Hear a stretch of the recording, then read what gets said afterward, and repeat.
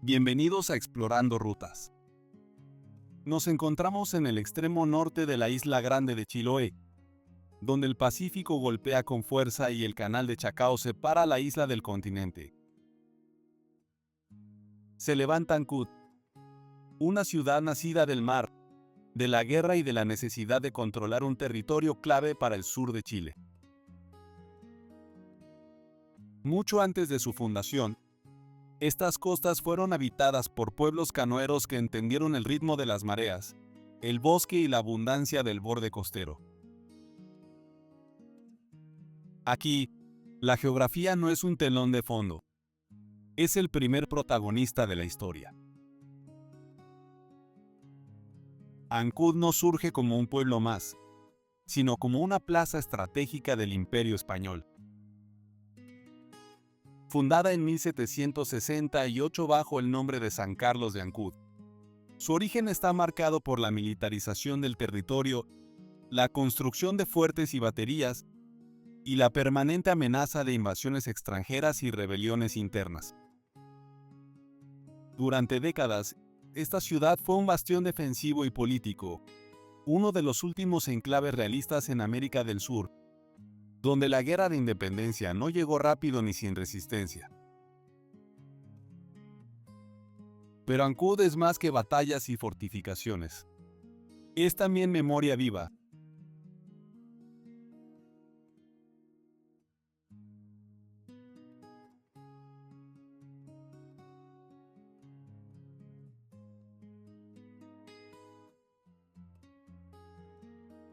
Desde la fundación y la guerra, hasta la ciudad que hoy resiste entre el patrimonio, el mar y los desafíos del presente.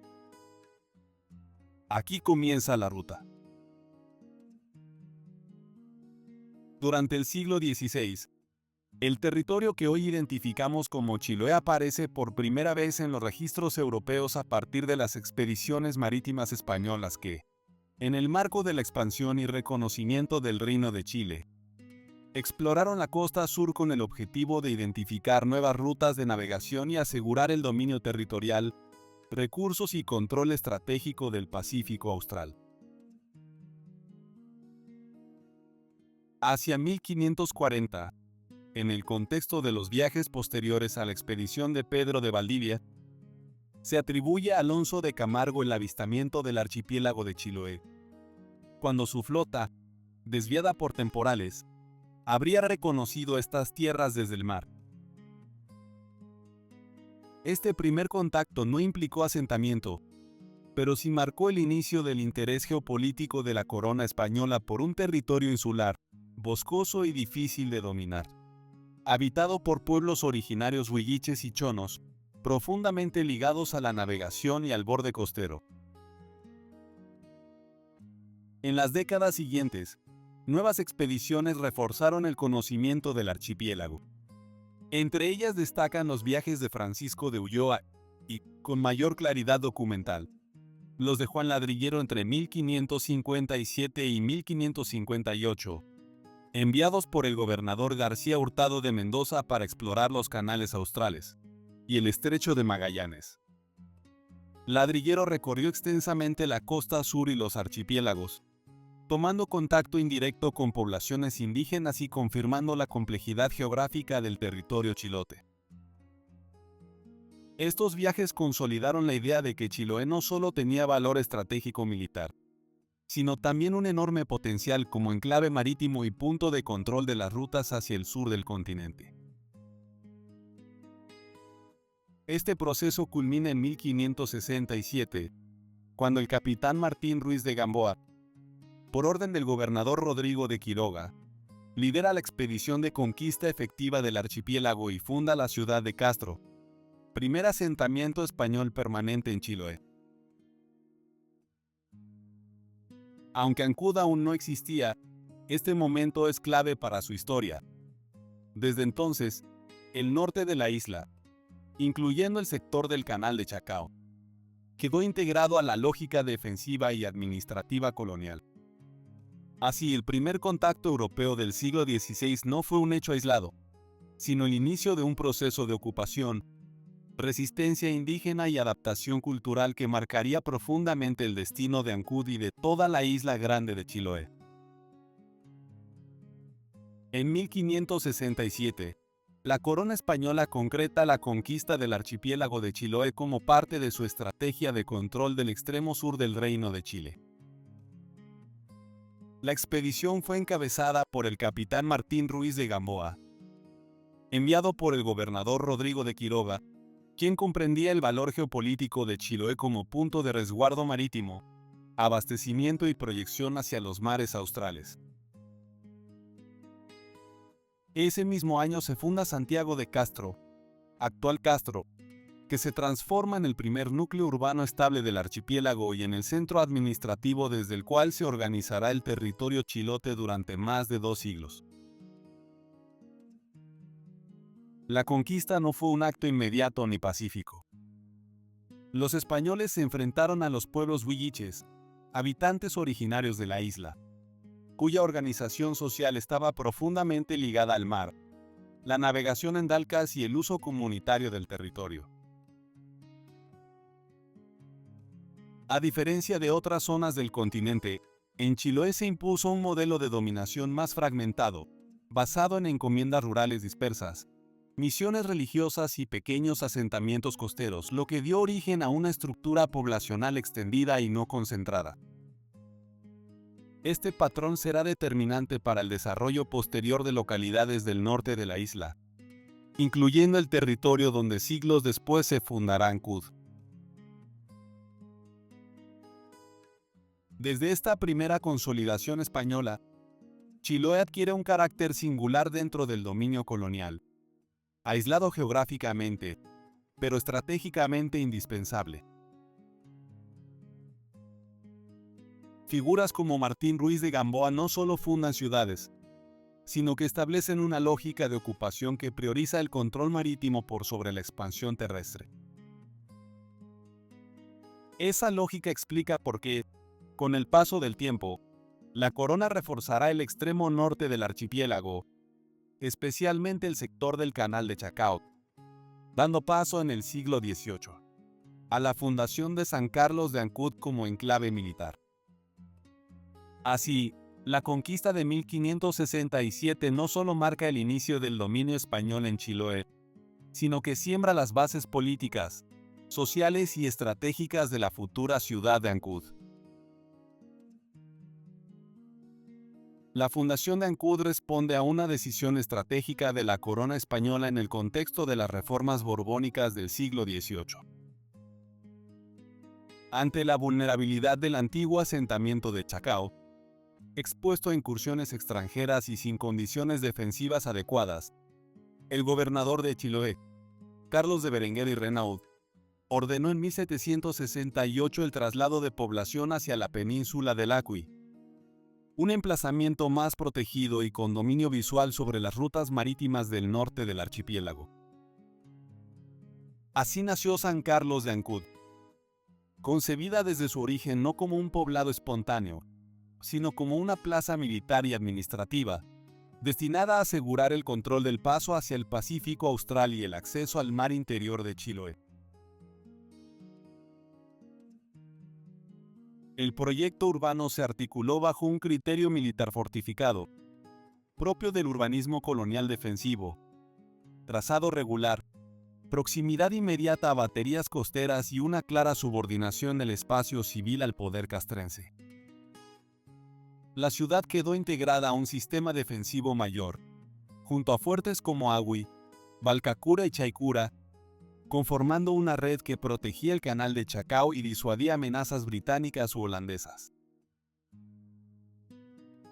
En los documentos de la época, Berenguer subraya la necesidad de asegurar la obediencia del territorio y la defensa del rey, en un enclave que consideraba vital para la soberanía española en el extremo sur del continente.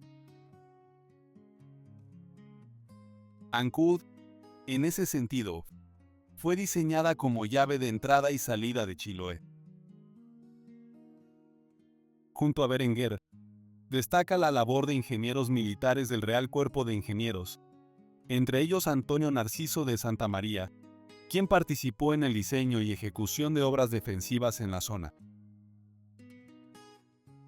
La población trasladada, familias chilotas, soldados, artesanos y funcionarios, dio forma a una comunidad marcada por la disciplina militar, la fe católica y la adaptación al entorno insular. Este acto fundacional no solo fija una fecha, sino que instituye Ancud como capital política y militar de Chiloé, rol que mantendría por décadas y que explica por qué hasta 1826, la ciudad sería uno de los últimos bastiones realistas de América del Sur. Aquí no nace solo una ciudad, nace una frontera. A fines del siglo XVIII, Ancud deja de ser solo una ciudad recientemente fundada para transformarse en un sistema defensivo articulado, diseñado específicamente para controlar el acceso norte a la isla grande de Chiloé. La corona española comprendía que el canal de Chacao era un punto neurálgico. Quien dominara ese paso dominaba la entrada al archipiélago. Por ello, se ordena la instalación de baterías costeras y fortificaciones en puntos elevados y estratégicos como Agüi, Barcacura y Poquillihue, todas integradas a la plaza fuerte de San Carlos de Ancud. Estas obras no eran aisladas. Funcionaban como un cinturón defensivo, capaz de cruzar fuego sobre naves enemigas y disuadir incursiones de potencias extranjeras, particularmente británicas. La batería y fuerte de Agüi se convirtió en el principal baluarte defensivo del sector norte, emplazado en una posición dominante frente al canal. Su artillería estaba orientada a cerrar el paso a cualquier nave no autorizada, complementándose con las baterías menores de Barcacura y Poquillihue, que cumplían funciones de apoyo y vigilancia. Paralelamente, se construye y mejora el muelle de Ancud, indispensable para el desembarco de tropas, pertrechos, víveres y para el abastecimiento regular de la guarnición. Este muelle consolida Ancud no solo como plaza militar, sino también como puerto estratégico y nodo logístico, reforzando su rol administrativo sobre toda la provincia de Chiloé. Entre los personajes vinculados a este proceso destaca el gobernador Carlos de Berenguer, bajo cuya administración se consolida la fundación y organización defensiva de Ancud, siguiendo las directrices de la corona y del sistema defensivo del Pacífico Sur. Ingenieros militares españoles, formados en la tradición borbónica de fortificación, aunque muchas veces anónimos en los registros, aplicaron criterios modernos de la época: baterías rasantes, aprovechamiento del relieve y uso de artillería costera de corto y mediano alcance. Este entramado defensivo explica por qué Chiloé, y especialmente Ancud, sería uno de los últimos bastiones realistas en caer durante la independencia, y por qué su paisaje actual aún conserva huellas visibles de un pasado marcado por la guerra, el mar y la estrategia imperial. Durante el siglo XVIII, Ancud, entonces San Carlos de Ancud, se consolida como una plaza militar permanente, concebida no como un asentamiento civil espontáneo, sino como un dispositivo estratégico del Imperio Español para asegurar el control del extremo sur del Pacífico. La corona comprendía que dominar Chiloé significaba proteger las rutas australes, impedir incursiones extranjeras y resguardar la navegación entre el Virreinato del Perú y los territorios del Cono Sur. Por ello, la ciudad se estructura desde su origen en torno a guarniciones estables, artillería costera y vigilancia marítima continua, transformándose en una verdadera ciudad-fortaleza. El refuerzo defensivo responde a una amenaza concreta: piratas, corsarios y potencias rivales, principalmente ingleses y holandeses, que desde el siglo XVII habían explorado y atacado enclaves estratégicos del Pacífico Sur. La memoria de incursiones como las de John Narborough en 1670 y otros navegantes británicos seguía presente en la planificación militar española. En este contexto, Ancud se articula junto a una red de fortificaciones en la península del Acui, como Fuerte Agüi, Balcacura y Chaicura, diseñadas para controlar accesos marítimos y generar fuego cruzado sobre cualquier nave hostil. La defensa no era simbólica. Incluía tropas regulares, milicias locales chilotas y un sistema de alarma y comunicación costera. Entre los personajes clave de este periodo destaca el gobernador Carlos de Berenguer y Renaud, figura central en la fundación y organización militar de Ancud en 1768, quien ejecuta la política borbónica de militarización del territorio. Bajo su mando, la ciudad se convierte en el principal bastión español del archipiélago, con disciplina castrense, jerarquía estricta y dependencia directa del poder imperial. Esta presencia militar permanente marcará profundamente la identidad de Ancud, una ciudad nacida para resistir, vigilar y permanecer alerta, condición que explica por qué Chiloé sería, décadas más tarde, el último territorio chileno en caer bajo control republicano. A comienzos del siglo XIX, Ancud ocupaba una posición singular dentro del Reino de Chile. Mientras en Santiago y el Valle Central comenzaban a circular ideas ilustradas, juntas de gobierno y cuestionamientos a la autoridad del rey, Chiloé, y particularmente Ancud, permanecía fuertemente integrada al orden monárquico. No se trataba solo de una adhesión ideológica. La isla dependía administrativa, militar y económicamente del sistema imperial. Ancud funcionaba como plaza militar estratégica, con guarnición permanente, artillería costera y un puerto clave para el control del canal de Chacao, lo que convertía la ciudad en un enclave defensivo esencial para la corona española en el sur del Pacífico. Durante este periodo, la crisis de la monarquía española tras la invasión napoleónica de 1808 generó tensiones también en Chiloé. Sin embargo, a diferencia del continente, no se produjo una ruptura institucional inmediata. En Ancud coexistieron distintas lealtades. Sectores criollos que observaban con cautela los acontecimientos de Santiago. Autoridades civiles y eclesiásticas firmemente realistas. Y una población mayoritariamente rural y dispersa, para la cual el rey seguía siendo una figura lejana pero legítima. La presencia militar y el aislamiento geográfico reforzaron esta estabilidad política aparente, haciendo de Ancud un territorio donde la independencia fue vista más como una amenaza al orden que como una promesa de cambio.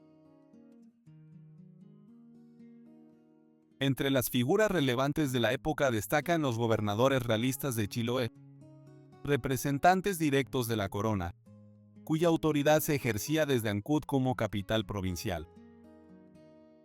En estos años se consolidó la influencia de oficiales españoles que luego serían protagonistas de la resistencia armada contra la independencia, quien asumirá más adelante como gobernador en 1818, y convertirá a Ancud en el principal bastión realista del sur de Chile. Así, entre 1800 y 1810, Ancud no fue un territorio pasivo, sino un nudo estratégico y político, donde la crisis del imperio se vivió con prudencia, disciplina militar y una lealtad que explicará por qué Chiloé sería el último territorio en incorporarse a la República de Chile. Haciendo una pausa en la historia, hemos ingresado al Museo de las Iglesias de Chiloé, que se erige no solo como un espacio de exposición, sino como un verdadero centro de memoria para comprender la extraordinaria tradición de las iglesias de madera que están en el archipiélago chilote. Este museo fue concebido para documentar, interpretar y difundir la escuela chilota de arquitectura religiosa en madera, una manifestación única en América Latina reconocida internacionalmente por su originalidad y por la mezcla de saberes europeos e indígenas que la componen. Su razón de ser es permitir a residentes, investigadores y visitantes apreciar las técnicas constructivas, la espiritualidad comunitaria y los procesos de construcción que dieron lugar a estos templos diseminados en toda la provincia, muchos de los cuales están inscritos desde el año 2000 en la lista del Patrimonio Mundial de la UNESCO, por su valor cultural excepcional.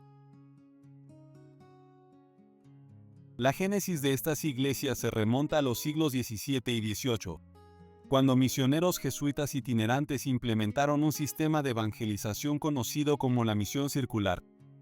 Consistía en recorrer el archipiélago llevando no solo la fe católica, sino también el impulso para que cada comunidad levantara su propio templo de madera.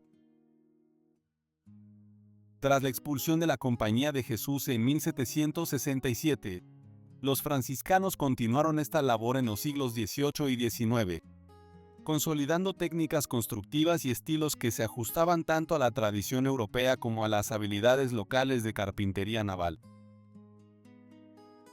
El museo rescata este proceso histórico, poniendo especial énfasis en cómo se combinó el diseño clerical europeo con las técnicas indígenas de manejo de la madera, dando forma a un estilo arquitectónico que responde a la realidad insular y a la relación íntima de estas comunidades con el mar y el entorno natural. Más que piezas estáticas, las iglesias de Chiloé representan un patrimonio vivo, en el que las comunidades locales han sido protagonistas. La construcción de cada templo no fue un acto aislado ni puramente clerical. Integró a carpinteros, pescadores, agricultores y vecinos que, como parte de una minga, trabajo comunitario tradicional chilote, ponían su fuerza y pericia al servicio del proyecto espiritual y social. Las técnicas de ensamblaje, la elección de maderas nativas como alerce, ciprés y mañío, y la ubicación estratégica de las estructuras en las lomas cercanas al mar, obedecen no solo a criterios estéticos, sino a decisiones funcionales para resistir el clima y ofrecer referencia visual a los navegantes. El museo, al documentar estos saberes, se convierte en un testimonio de cómo la cohesión social y la espiritualidad fueron inseparables del acto de construir y sostener estos templos. En sus salas, el Museo de las Iglesias de Chiloé alberga planos, maquetas, herramientas tradicionales, fotografías antiguas y testimonios orales que permiten reconstruir tanto la técnica como la vida alrededor de estos templos. Cada vitrina relata un capítulo, desde la labor de los misioneros jesuitas que incentivaron la construcción de la iglesia de Achao, la más antigua que se conserva en pie en el archipiélago, hasta los modelos estructurales que explican cómo se logró un balcón, torre o bóveda sin recurrir a métodos importados de Europa, aprovechando la carpintería local.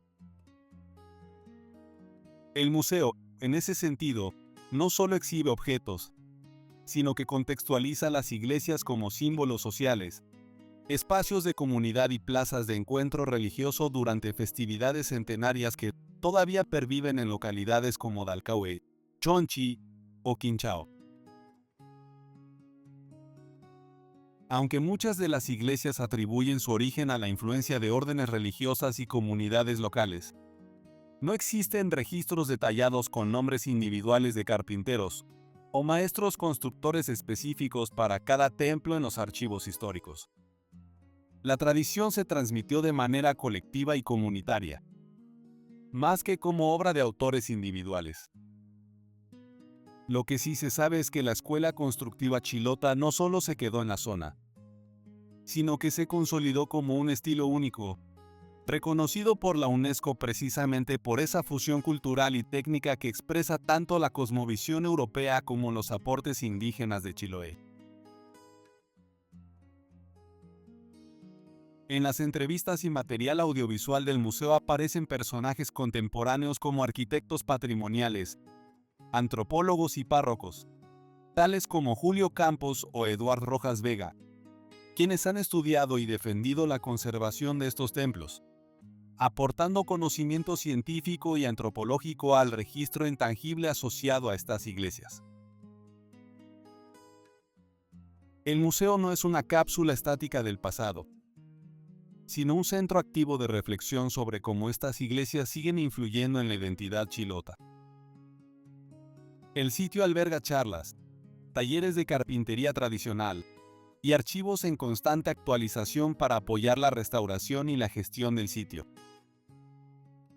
Asimismo, funciona como punto de partida para recorridos por las 16 iglesias que integran el patrimonio mundial, desde la monumental iglesia de Castro hasta la más recóndita de Detif o Aldachildo, permitiendo comprender su valor ya no solo como patrimonio arquitectónico, sino como nodos vivos de una cultura que entrelaza fe, comunidad y naturaleza. Gracias a esta labor, el Museo de las Iglesias de Chiloé se presenta como un puente entre el pasado constructivo y las futuras generaciones, manteniendo viva la historia de un archipiélago donde la madera, el mar y los sentidos religiosos convergen en una arquitectura que desafía el tiempo.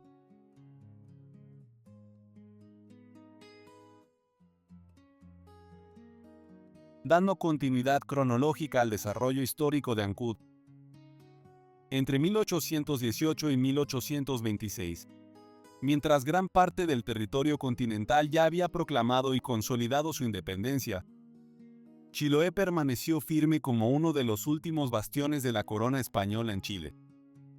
La isla no solo tenía una fuerte tradición de lealtad monárquica, sino también una posición geográfica estratégica, aislada, difícil de conquistar y con una población profundamente ligada al orden colonial, tanto en lo religioso como en lo militar. Ancud, como plaza fuerte y centro administrativo, fue el eje desde el cual se sostuvo esta resistencia realista frente al naciente Estado chileno.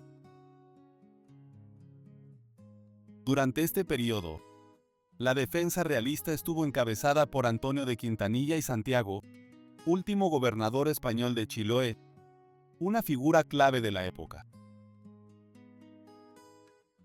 Quintanilla reorganizó las milicias locales, fortificó aún más Ancud y sus alrededores, incluyendo el sistema defensivo de la península del Lacui, y mantuvo una férrea disciplina militar.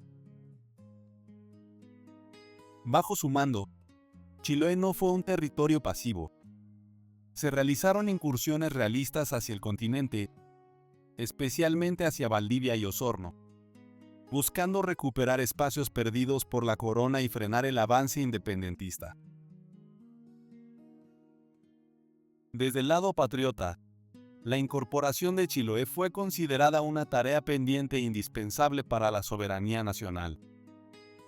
Personajes como Bernardo O'Higgins, primero, y luego Ramón Freire Serrano, entendieron que mientras Chiloé siguiera bajo dominio español, la independencia de Chile no estaría completa. Freire lideró las campañas finales contra la isla, enfrentando no solo a tropas regulares españolas, sino también a milicias chilotas que defendían su territorio, su fe y un orden que sentían propio. Los combates de Pudeto y Bellavista, en 1826, marcaron el desenlace militar de esta resistencia. La capitulación final de Chiloé no fue solo una derrota armada, sino también un quiebre histórico y cultural. Ancud pasó de ser un enclave realista a integrarse, no sin tensiones, a la República de Chile.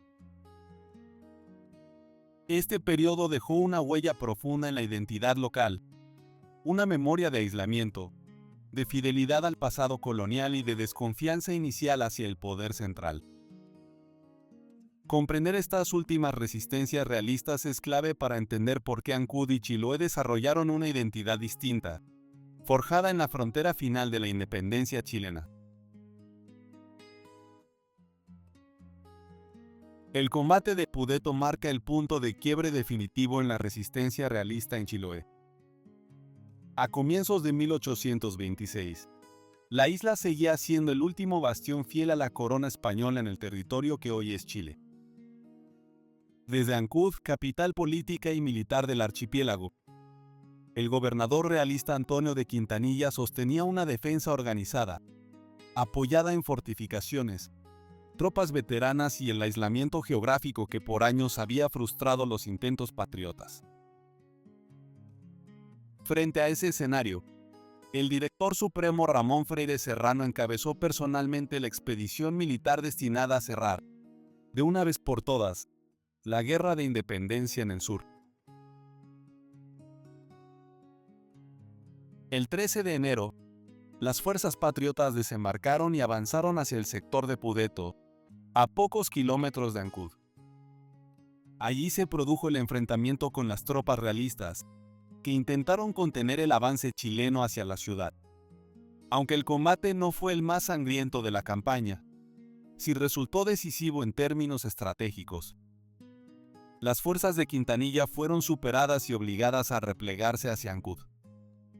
El resultado dejó en evidencia la imposibilidad material de sostener la defensa de la isla frente a un ejército patriota mejor organizado y con control marítimo efectivo.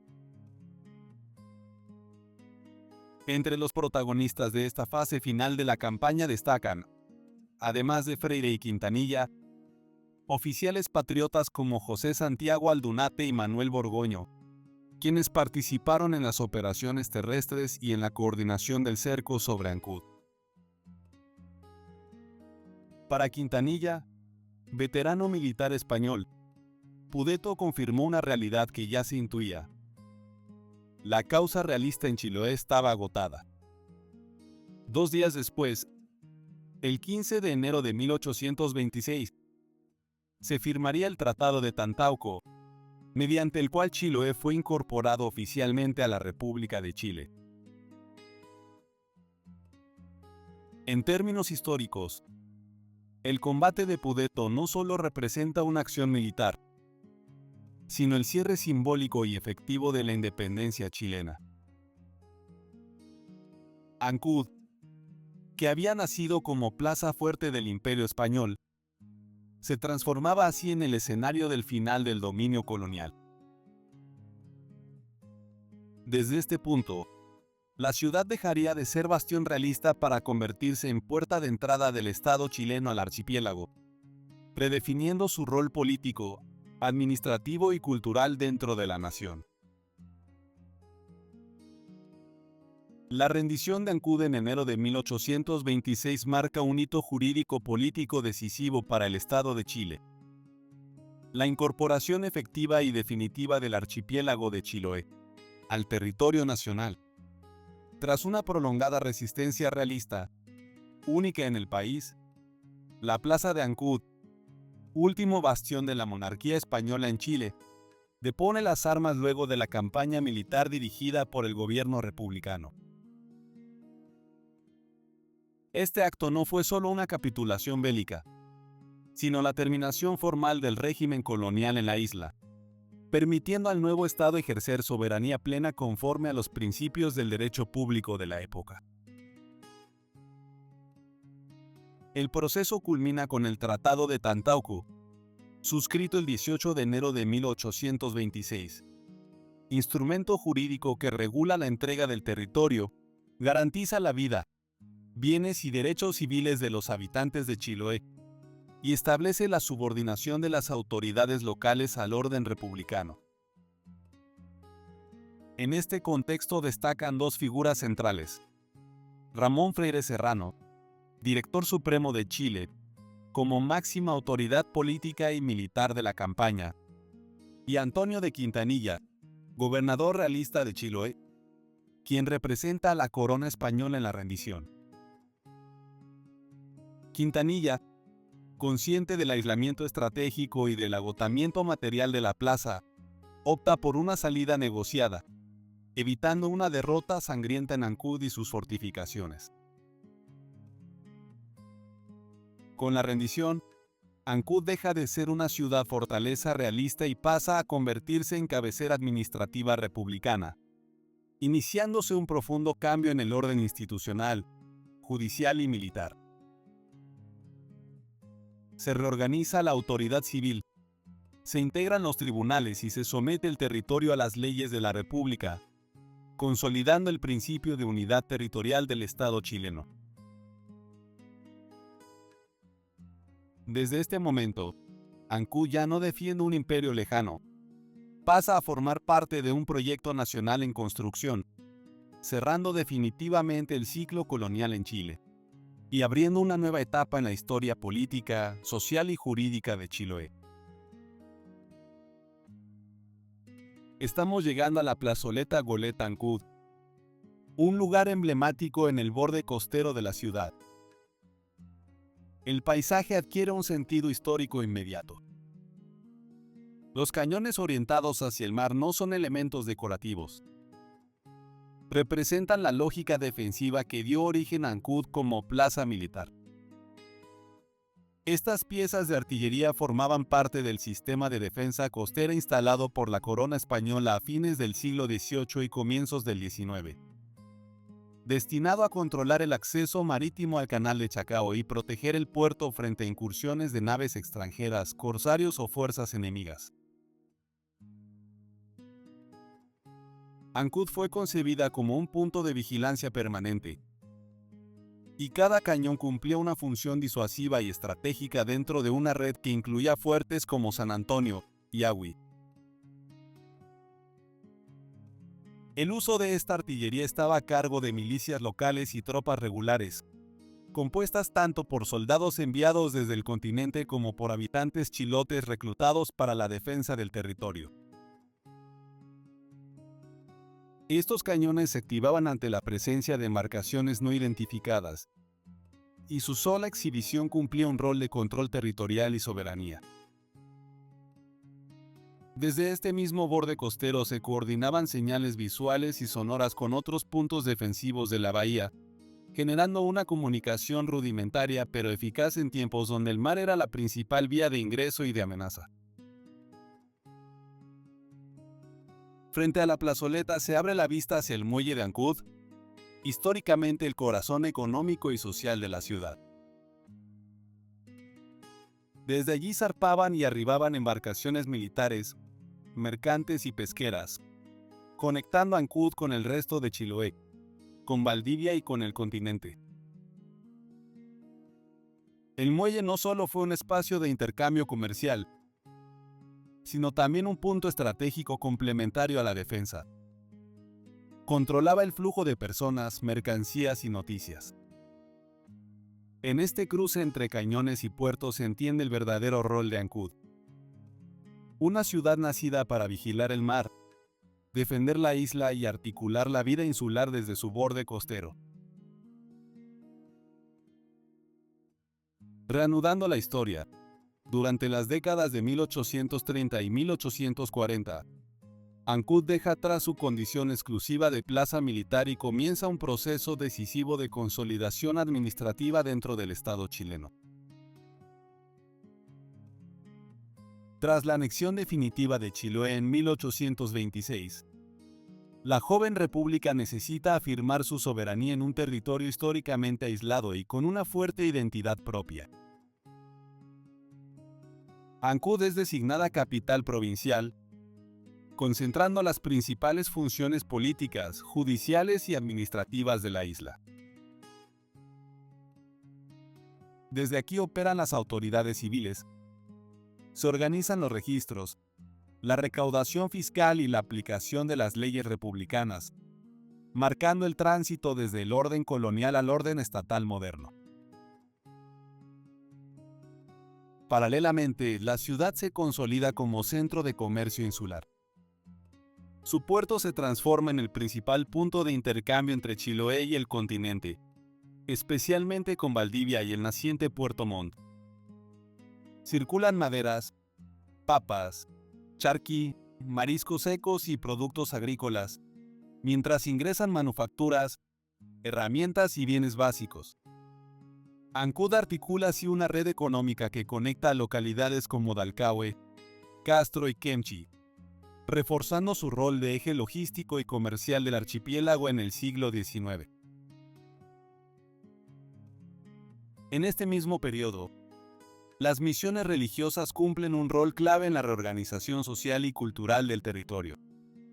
Sacerdotes y congregaciones no solo impulsan la evangelización, sino también la educación, la asistencia social y la cohesión comunitaria, especialmente en zonas rurales e islas menores. La Iglesia actúa como un puente entre el Estado y la población chilota, en un contexto donde las distancias y la geografía dificultan la presencia permanente de la autoridad civil. Así, Ancud se configura como un centro de poder administrativo, económico y espiritual, desde donde se comienza a estructurar la vida institucional de todo Chiloé en la primera mitad del siglo XIX. En 1834, Ancud y el archipiélago de Chiloé ingresan a una nueva dimensión histórica, la de la observación científica y la construcción del relato europeo sobre este territorio austral. En ese contexto, el naturalista británico Charles Darwin, durante el viaje del buque de Su Majestad al Beagle, recorre distintos puntos del sur de Chile, incluyendo Chiloé, dejando registros detallados sobre el paisaje, el clima, la flora, la fauna y especialmente sobre la forma de vida de sus habitantes. Sus observaciones no eran neutras. Ancud y la isla parecen descritas como un territorio aislado, húmedo, rudo, pero profundamente adaptado a su entorno, donde la relación entre el ser humano y la naturaleza era inseparable. Desde Ancud, puerta de entrada norte a la isla, Darwin y otros viajeros naturalistas europeos interpretan Chiloé como un fin del mundo habitado. Una sociedad marcada por la autosuficiencia, la madera, la navegación y una economía de subsistencia. Los chilotes son observados con curiosidad antropológica. Sus viviendas, su alimentación basada en papas y mariscos, sus embarcaciones, su religiosidad y sus prácticas comunitarias como la minga. Estas descripciones comienzan a circular en libros, diarios de viaje y publicaciones científicas en Europa, instalando una imagen de Chiloé como un territorio exótico, remoto y casi detenido en el tiempo. Este punto es clave para el documental porque marca el momento en que Ancud y la isla dejan de ser solo un enclave militar y administrativo, y pasan a formar parte del imaginario científico y cultural occidental. La mirada externa, europea, ilustrada, colonial, contrasta con la realidad local, pero al mismo tiempo fija una narrativa que aún persiste. Chiloé como lugar misterioso, húmedo, aislado y profundamente distinto al Chile continental. Desde Ancud, esta percepción se proyecta hacia Castro, Dalcahué y el resto del archipiélago, inaugurando una tensión que llega hasta hoy. La diferencia entre cómo la isla es vivida por sus habitantes y cómo ha sido históricamente observada y representada desde afuera.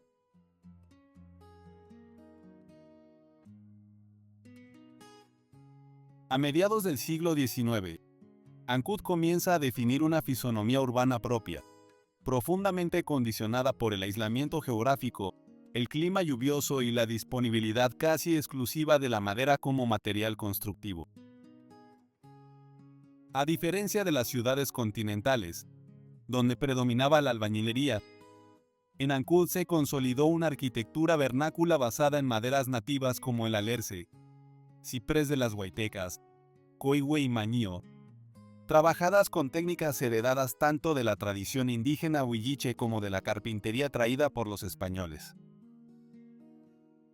Esta síntesis dio origen a viviendas elevadas del suelo, con techumbres inclinadas y amplios aleros, diseñadas para resistir la humedad constante y los vientos del litoral.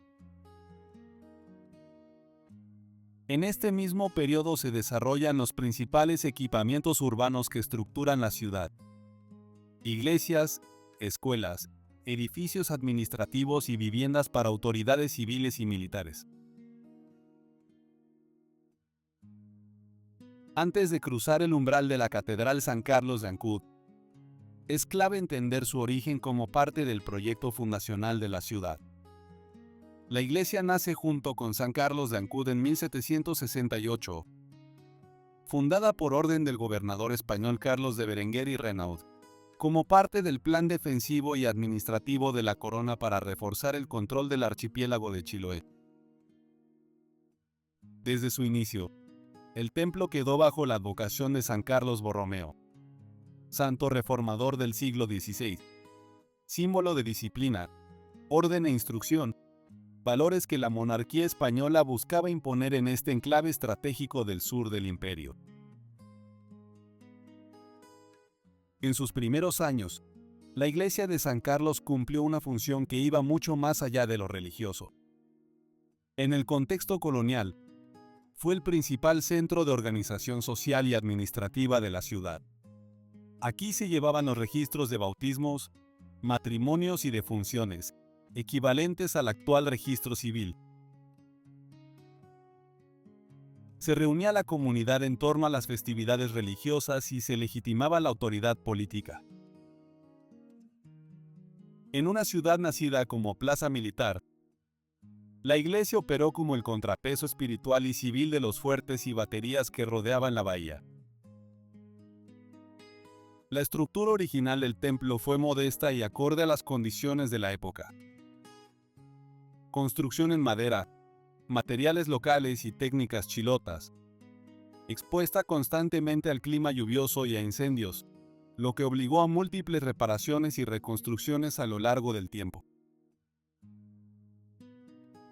A diferencia de las iglesias rurales del interior de Chiloé, esta parroquia fue pensada desde el inicio como un templo urbano, destinado a una población en crecimiento y con aspiraciones de capital provincial. Esa vocación urbana marcaría su evolución arquitectónica posterior.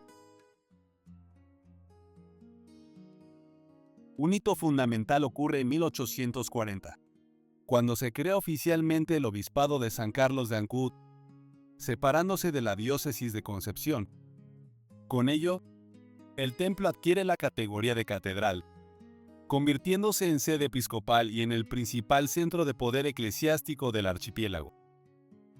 Esta decisión responde a la necesidad del Estado chileno, ya consolidado tras la anexión de Chiloé en 1826, de fortalecer su presencia institucional en un territorio históricamente aislado y con fuerte identidad propia.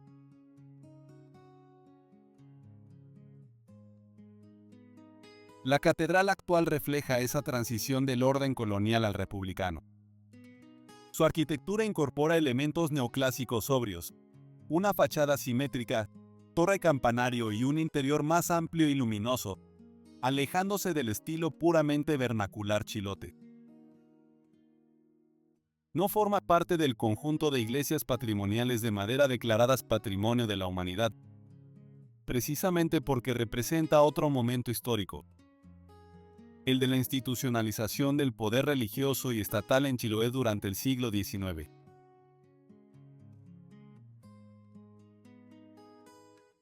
A lo largo de su historia, la Catedral San Carlos de Ancud ha sido testigo de los principales hitos de la ciudad.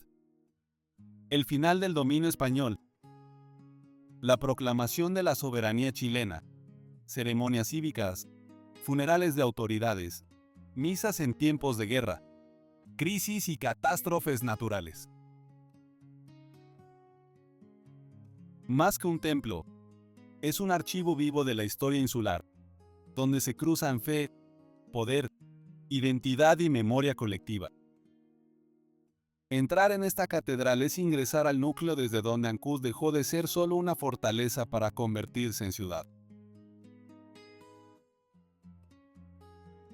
Paralelamente, el crecimiento del puerto y de la actividad comercial impulsa la construcción de bodegas, muelles y casas vinculadas al intercambio marítimo, reforzando el carácter portuario de Ancud. La ciudad se organiza en torno a su borde costero y a los ejes que conectan con el interior de la isla, estableciendo una trama urbana funcional antes que monumental. Este periodo marca el nacimiento del paisaje arquitectónico que hoy identifica a Ancud y a Chiloé en su conjunto. Una arquitectura austera, resiliente y profundamente integrada al entorno, que no busca imponerse sobre la naturaleza, sino convivir con ella. Entre 1840 y 1870, Ancud experimenta un periodo clave de consolidación económica y territorial, marcado por el auge de la navegación costera y la pesca artesanal, actividades que estructuran su relación con el resto de la isla grande de Chiloé y con el continente. En ausencia de caminos terrestres continuos, el mar se transforma en la principal vía de comunicación y subsistencia. Lanchas chilotas, balandras y goletas articulan un tráfico constante entre Ancud, Chacao, Castro, Dalcahue y las islas menores, transportando personas, alimentos, madera, papas, trigo y productos del mar. Ancud se posiciona así como puerto nodal del norte del archipiélago, concentrando el intercambio comercial y administrativo. La pesca artesanal adquiere un carácter estructural en la vida local. Familias completas dependen de la extracción de mariscos, peces y algas, desarrollando saberes transmitidos por generaciones. Lectura de mareas, corrientes, lunas y vientos. El curanto, la minga y las faenas colectivas no son solo prácticas culturales, sino verdaderos sistemas de organización económica y social. Este periodo también consolida una identidad marítima chilota, donde el oficio del navegante y del pescador se vuelve central en la construcción del imaginario local. Ancud no solo mira al mar, vive de él y por él. El puerto se transforma en espacio de encuentro, noticia y conflicto, pero también en símbolo de autonomía frente al aislamiento geográfico. Este auge sentará las bases de la relación histórica de la ciudad con el borde costero, una relación que, con transformaciones profundas, sigue definiendo Ancud hasta la actualidad. Estamos frente a uno de los espacios más vivos y auténticos de Ancud. El mercado municipal, un lugar donde la historia no se exhibe en vitrinas, sino que se practica todos los días. Este recinto es heredero directo de la tradición portuaria y comercial de la ciudad, surgida desde el siglo XIX y consolidada durante el siglo XX, cuando Ancud funcionaba como puerta de entrada al archipiélago y punto de intercambio entre el mundo insular y el continente. Aquí, el comercio no es solo económico, es social, cultural y profundamente identitario.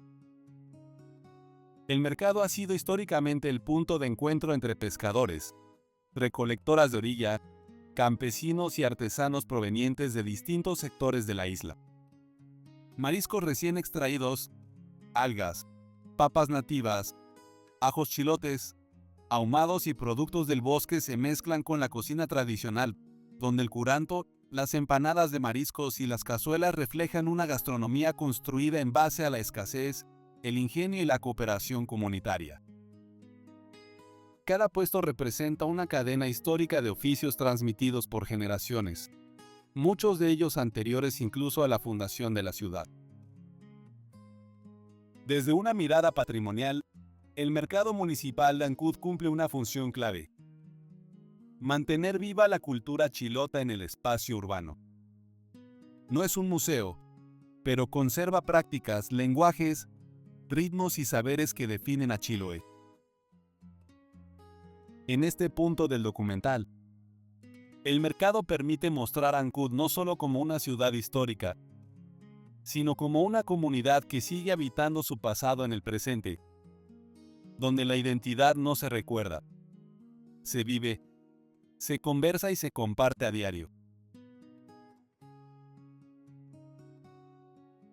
A comienzos del siglo XX, Ancud da un paso decisivo en la construcción de su memoria histórica con la consolidación de un espacio destinado a resguardar y narrar su pasado. El Museo de Ancud, hoy conocido como Museo Regional de Ancud. En un contexto de cambios sociales y de progresiva integración de Chiloé al Estado chileno, surge la preocupación por preservar aquello que durante siglos había definido la identidad insular. La vida marítima, las prácticas culturales chilotas, los vestigios indígenas y el legado colonial. El museo nace, así, como una respuesta consciente frente al riesgo de pérdida de una historia transmitida principalmente de forma oral. Durante sus primeras décadas, el museo comienza a reunir colecciones etnográficas, arqueológicas e históricas provenientes tanto de Ancud como de otros puntos de la isla. Herramientas de pesca artesanal, embarcaciones menores, utensilios domésticos, textiles, piezas religiosas, armas y objetos militares vinculados al periodo colonial y a la campaña de Chiloé, pasan a formar parte de un relato museográfico que conecta al habitante contemporáneo con su pasado. Especial relevancia adquieren los registros de los pueblos originarios y de la cultura chilota tradicional, integrando una mirada que reconoce la continuidad histórica entre el mundo indígena, la colonia y la república. Con el tiempo, el Museo Regional de Ancud se consolida no solo como un espacio de exhibición, sino como un centro de investigación, educación y resguardo patrimonial del archipiélago. Su rol trasciende lo local, transformándose en un referente para comprender la historia de Chiloé en su conjunto. Desde este punto del documental, Ancud deja de ser solo escenario de hechos históricos y pasa a convertirse en guardián activo de la memoria insular, articulando pasado y presente en un mismo relato que sigue vivo hasta hoy. Durante la segunda mitad del siglo XX, Ancud comienza a experimentar una transformación silenciosa pero profunda. El surgimiento del turismo incipiente como nueva actividad económica y cultural.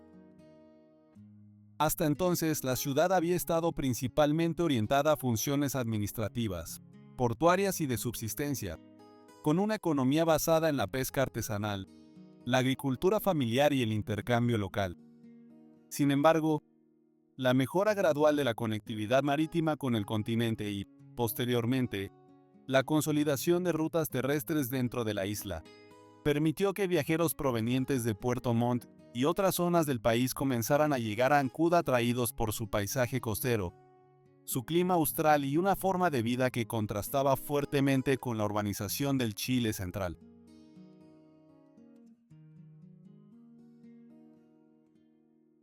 En este periodo, los restos de las fortificaciones coloniales, especialmente el fuerte de San Antonio y las baterías de la península del Acuy, adquieren un nuevo significado. Dejan de ser ruinas funcionales del pasado militar para convertirse en hitos patrimoniales y puntos de observación privilegiados. Junto a ello, el Museo Regional de Ancud comienza a consolidarse como espacio de resguardo y difusión de la historia local, ofreciendo a los visitantes una lectura más profunda del pasado colonial, indígena y republicano de Chiloé. Este interés patrimonial se vincula con un fenómeno mayor: la revalorización de la identidad chilota como un patrimonio cultural diferenciado dentro del Estado chileno. Paralelamente, el turismo se nutre de la cultura viva de Ancud. Las mingas, el curanto, la arquitectura en madera, los relatos míticos y la relación cotidiana con el mar. A diferencia del turismo masivo que se desarrollará décadas después en otros puntos del país, este primer flujo de visitantes se caracteriza por una aproximación exploratoria y respetuosa, muchas veces mediada por el relato oral de los propios habitantes. Así, Ancud comienza a posicionarse como puerta de entrada cultural al archipiélago de Chiloé, sentando las bases de una actividad que con el paso del tiempo tensionará el equilibrio entre desarrollo económico, preservación patrimonial y continuidad de los modos de vida tradicionales. Durante las décadas de 1960 y 1970, Ancud experimenta un proceso de transformación silenciosa pero profunda en materia de educación pública, enmarcado en las políticas de expansión del Estado en territorios insulares y periféricos. Se amplía la cobertura escolar, se fortalecen liceos fiscales y escuelas básicas, y se impulsa la alfabetización y la permanencia escolar en zonas rurales del norte de Chiloé.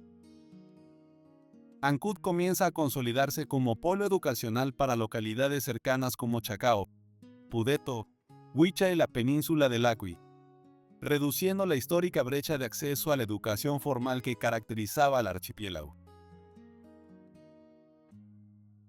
Estamos acercándonos al polvorín del fuerte de San Carlos, que constituye uno de los restos más significativos del sistema de fortificaciones español erigido en la bahía del Acui a fines del siglo XVIII. Esta estructura corresponde al depósito de municiones y explosivos asociado al Fuerte Real de San Carlos, también denominado Fuerte de San Carlos, que fue diseñado por el teniente coronel Carlos de Berenguer y Dusmete en cumplimiento de la Real Orden de 1767, con el fin de establecer una plaza fortificada que defendiera el tránsito de las naves de las colonias españolas en el Pacífico Austral y controlara estratégicamente el estrecho paso hacia el Canal de Chacao. Este sistema defensivo fue el fundamento sobre el cual se consolidó el asentamiento que más tarde se transformaría en la ciudad de Ancud, que hoy en día forma parte del patrimonio histórico nacional. Desde su edificación, el polvorín tuvo una función eminentemente militar: almacenar pólvora, proyectiles, artillería pequeña y otros pertrechos de guerra destinados a abastecer a las distintas baterías y piezas de artillería que conformaban el fuerte de San Carlos y las defensas colindantes, como el fuerte San Antonio y las baterías de Puquirihue y Campo Santo. Su ubicación se definió en un sector un tanto semienterrado y cubierto por vegetación, lo que, además de proteger el depósito de las condiciones climáticas, reducía el riesgo de detonaciones accidentales hacia el exterior. La construcción del polvorín se realizó principalmente con mampostería de ladrillo y piedra, en consonancia con los materiales disponibles y las técnicas constructivas de la época. Aunque los planos originales, que buscaban un fuerte construido completamente en materiales pétreos, tuvieron que adaptarse por la escasez de insumos, incorporándose tepes y tarugos de madera como parte del sistema estructural. Durante la primera mitad del siglo XIX, y en particular entre 1818 y 1824, el polvorín siguió operando aunque en un contexto bélico cada vez más complejo. El gobernador realista Antonio de Quintanilla impulsó la reconstrucción y fortificación de varias baterías alrededor de Ancud, entre ellas la del cercano Fuerte San Antonio, y se ha sugerido la existencia de un túnel subterráneo que conectaba esta batería con el polvorín.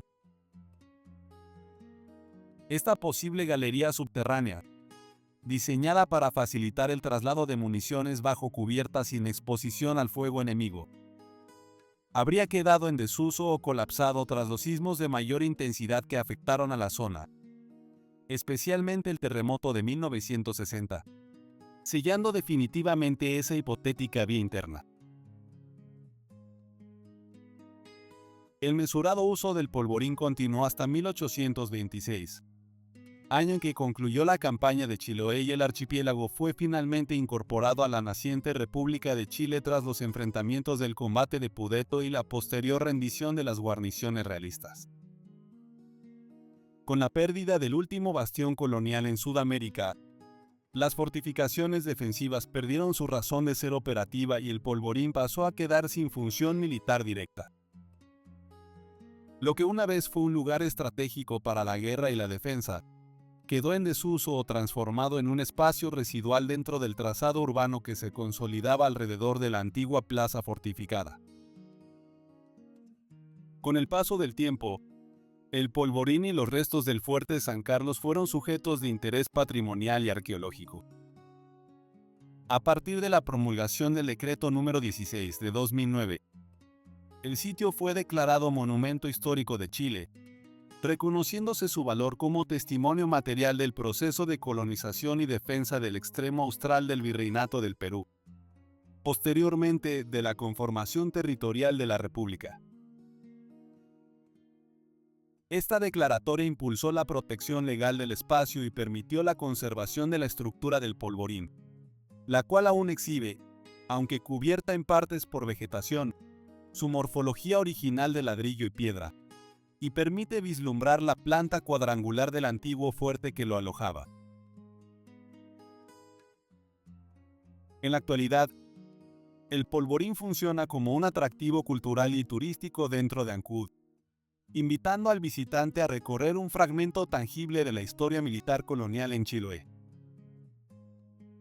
Su presencia, junto con la ruta de fortificaciones que conecta el Fuerte San Carlos con otros sitios como el Fuerte San Antonio, el Castillo de Agüí y las diferentes baterías de costa, constituye una narrativa física de cómo se concebían las defensas en un territorio aislado y expuesto a múltiples amenazas marítimas.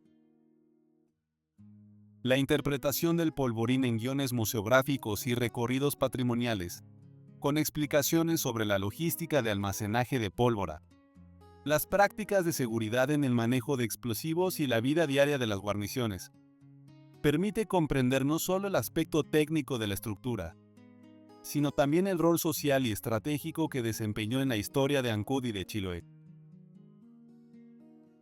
Finalmente, más allá de su función original, el polvorín del Fuerte de San Carlos es hoy un símbolo identitario para la comunidad ancuditana y chilota. Su valor histórico trasciende la mera arquitectura militar. Representa la memoria de un paso clave en la transición desde una zona bajo dominio español hacia una provincia integrada a la República de Chile, y encarna la resiliencia de una sociedad insular que ha sabido conservar sus raíces, reinterpretarlas y proyectarlas hacia nuevas generaciones en el marco del patrimonio cultural nacional. En el corazón de Ancud, y en gran parte de Chiloé, existen un universo de relatos y prácticas que no se explican únicamente con los hechos registrados en los libros. Son tradiciones y cosmologías que han sobrevivido al paso del tiempo y que hablan de una manera de ver el mundo profundamente ligada al mar, al bosque y a la comunidad. En las últimas décadas, investigaciones etnográficas desarrolladas por antropólogos, historiadores locales y comunidades mismas han puesto foco en el rico tejido de mitos, leyendas y prácticas comunitarias que definen hasta hoy la identidad de los chilotes. Estas investigaciones no se limitan a recopilar cuentos, sino que buscan comprender cómo esos saberes se entretejen con la vida cotidiana, cómo moldean relaciones sociales, cómo explican lo inexplicable y cómo resisten frente a la modernización y la globalización. Entre los relatos más investigados figura el del Trauco, un ser mítico que encarna tanto el misterio como la ambigüedad moral de la tradición chilota. El Trauco no es un monstruo distante. En las narraciones populares de Ancud y Castro, aparece como figura capaz de influir en el destino amoroso de las personas. Un símbolo con raíces en antiguas cosmologías que articulan creencias sobre la fertilidad, la transgresión y el orden social. Junto a él, otros seres como el piucheno o el culebrón forman parte de un bestiario simbólico que los investigadores han analizado no solo como folclore, sino como formas de pensamiento que conectan a los habitantes con fuerzas naturales y espirituales. Estas entidades legendarias funcionan como una lengua de interpretación del entorno. Explican lo inusual, ritualizan los miedos colectivos y mantienen viva una memoria cultural que se transmite de generación en generación. Pero la etnografía local no se queda solo en los mitos. Examina también prácticas comunitarias profundamente arraigadas como la minga, que es mucho más que una forma de trabajo cooperativo. En Ancud y en lugares como Castro, la minga, la acción conjunta de familias y vecinos para trasladar una casa, levantar un galpón o cosechar, es un emblema de solidaridad y reciprocidad. Las investigaciones han mostrado cómo la minga no solo cumple funciones útiles, sino que reproduce lazos sociales, refuerza la identidad comunitaria y encarna valores de cooperación que desafían la lógica individualista predominante en otras zonas del país.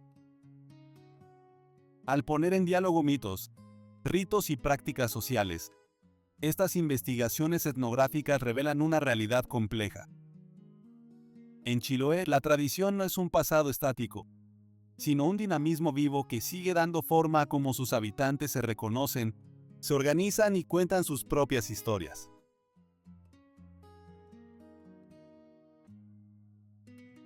Al hablar de la conservación de fauna y áreas costeras alrededor de Ancud y la península del Acuy, nos adentramos en una dimensión del territorio que va más allá de hitos históricos y fortificaciones. Es la historia viva de los ecosistemas que sostienen la biodiversidad chilota contemporánea. En torno a Ancud, los humedales costeros, los esteros y las playas bajas se constituyen en zonas de nidificación, alimentación y descanso para aves migratorias y residentes, como chorlos, playeros y gaviotas que cruzan océanos cada año para encontrar refugio en estos sectores. La península del Acuy, con sus acantilados, quebradas y planicies intermareales, es particularmente valiosa para especies amenazadas y para la reproducción de aves marinas, que encuentran en sus arenas y pastizales costeros lugares seguros para completar sus ciclos biológicos. Estos espacios no solo son patrimonio natural de Ancud, sino también puntos nodales de conectividad ecológica que articulan la vida silvestre entre Chiloé y los archipiélagos australes. Frente a la presión antrópica, como la pesca extractiva desregulada, la ampliación de asentamientos humanos y la alteración de litorales por el cambio climático, comunidades locales, organizaciones ambientales y autoridades regionales han impulsado iniciativas de protección y manejo sostenible. Esto incluye la creación de áreas protegidas municipales y la promoción de políticas públicas para resguardar humedales costeros en el marco del ordenamiento territorial. Asimismo, se han establecido programas de monitoreo de aves y campañas de educación ambiental en escuelas y organizaciones comunitarias de Ancud, orientados a reforzar el sentido de pertenencia y gestión local del patrimonio natural, articulando esfuerzos con municipios vecinos como Castro, Dalcahue y Kemchi para consolidar corredores de conservación en toda la isla. Estos esfuerzos reflejan una comprensión moderna de la conservación. Ya no se trata solo de preservar un territorio aislado, sino de integrar la protección de la naturaleza con el desarrollo socioeconómico sustentable, donde la pesca artesanal, el turismo ecológico y las prácticas culturales, como la fiesta del curanto o las minga, puedan convivir con la protección de hábitats y especies vitales para el equilibrio ecológico. La gestión del borde costero y las iniciativas de conservación en torno a Ancud y Lacuy representan no solo un legado para las generaciones futuras de chilotes, sino también un aporte a la red global de conservación de la biodiversidad marina y terrestre. Un ejemplo paradigmático de la tendencia mundial hacia la protección de espacios naturales críticos lo constituye la reciente compra de la isla Guafo, ubicada al suroeste de la isla Grande de Chiloé, por parte de la organización Re-Will, cofundada por el actor y activista ambiental Leonardo DiCaprio. Esta ínsula, conocida como la Pequeña Galápagos chilena, alberga la mayor colonia reproductora de pardelas sombrías del mundo y es hábitat de especies como el pingüino de Magallanes, nutrias marinas y lobos marinos. Tras la adquisición, la organización busca protegerla de la minería, la tala y otras industrias destructivas y donarla al Estado chileno para que se constituya en parque nacional, garantizando así la conservación permanente de este enclave biológico único y reforzando la red de áreas naturales protegidas en la región de los lagos y Chiloé. Ahora nos dirigimos al sistema defensivo de Ancud, y en particular al Fuerte San Antonio, uno de los enclaves militares más importantes del sur de Chile, y pieza clave del engranaje estratégico español en el Pacífico Austral. Este fuerte se levanta en el corazón mismo de la ciudad fundada en 1768 como San Carlos de Ancud, por orden de la corona española y bajo la administración del gobernador Carlos de Berenguer. Su creación respondió a una amenaza concreta: la posibilidad de incursiones extranjeras, inglesas u holandesas, y la necesidad de controlar el canal de Chacao, puerta de entrada al archipiélago. Desde su origen, el fuerte no fue una obra aislada, sino el núcleo de una plaza militar diseñada para resistir asedios prolongados y proyectar poder sobre el territorio insular. El fuerte San Antonio fue construido siguiendo los principios de la ingeniería militar borbónica del siglo XVIII, adaptados a la topografía chilota, altura estratégica, dominio visual del mar y proximidad al núcleo urbano. Contaba con baterías de artillería orientadas al litoral, polvorines, cuarteles y áreas de mando, y se articulaba con otros fuertes de la península del Acui, como el Fuerte Agüi, creando un verdadero cinturón defensivo. Este sistema permitía cruzar fuego sobre las bahías y cerrar el acceso marítimo a Ancud. En términos históricos, el fuerte fue el centro de operaciones militares de Chiloé durante décadas, consolidando a la ciudad como la capital militar y administrativa del archipiélago en el período colonial tardío. Durante las guerras de independencia, el fuerte San Antonio adquirió una relevancia decisiva. Chiloé permaneció leal a la corona cuando gran parte del territorio continental ya se había incorporado a la República de Chile. Desde Ancud y su fuerte, el gobernador realista Antonio de Quintanilla organizó la resistencia española, convirtiendo a la isla en el último bastión realista del país. Esta resistencia derivó en una serie de campañas militares culminadas en 1826. Entre ellas el combate de Pudeto y la batalla de Bellavista, donde las fuerzas patriotas comandadas por Ramón Freire lograron finalmente doblegar la defensa realista.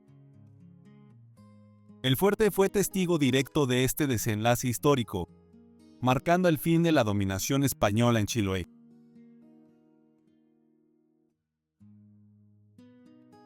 Tras la capitulación de Tantauco y la incorporación definitiva de Chiloé a Chile en 1826, el fuerte San Antonio perdió su función bélica, pero no su significado histórico.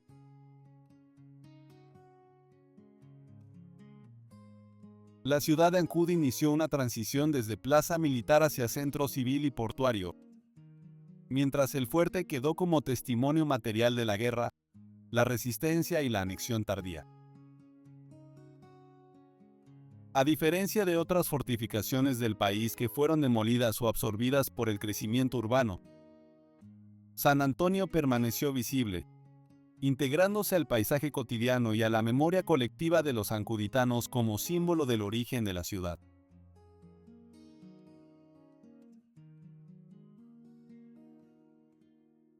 Durante el siglo XX, el Estado chileno reconoció formalmente su valor patrimonial, declarándolo monumento histórico, iniciándose procesos de conservación y puesta en valor. El fuerte pasó a cumplir un rol educativo y cultural, convirtiéndose en un espacio de reflexión histórica y en uno de los principales puntos de observación de la ciudad y del océano. Desde sus muros, hoy es posible comprender no solo la lógica militar del pasado, sino también la relación profunda entre Ancud, el mar y su geografía estratégica.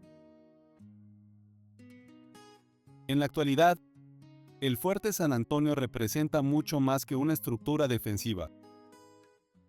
Es el acto fundacional de Ancud hecho piedra, el escenario donde confluyen la colonización, la guerra, la independencia y la construcción del Estado chileno en el extremo sur. Este lugar permite narrar con fuerza visual y simbólica cómo una ciudad nació para la guerra, resistió durante décadas y terminó transformándose en un espacio de memoria, identidad y patrimonio.